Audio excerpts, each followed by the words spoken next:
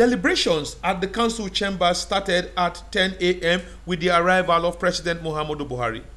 After 3 hours of meeting behind closed doors, the Minister of Information and Culture, Lai Muhammed, and his counterpart from Transportation and Power, Works and Housing briefed State House correspondent.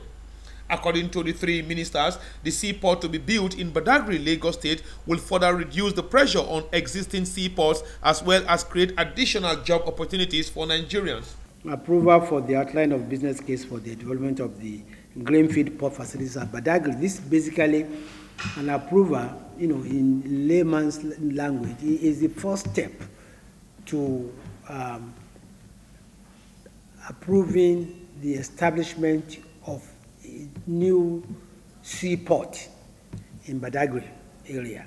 Our ports are, in terms of technology, behind the maritime transport industry. There are bigger vessels now being built across the world, and they require larger depths and draft in order to berth.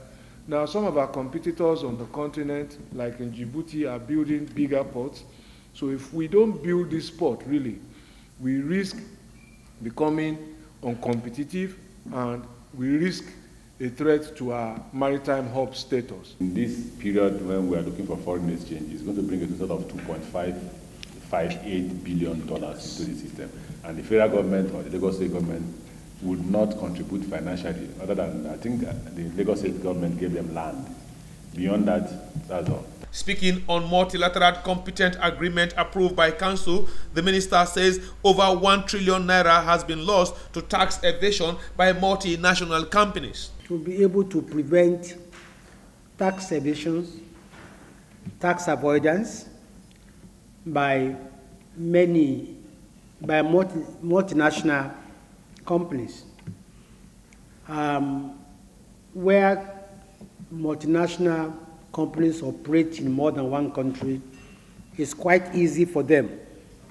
And what it does is to allow government to see really how much taxable revenues it has access to, especially from companies and all of that. And it's transparency and accountability on the private side of the economy, really, because transparency and accountability has focused perhaps a little more on the public side of our national life. But when you look at the throughput that is coming from the energy of the private sector,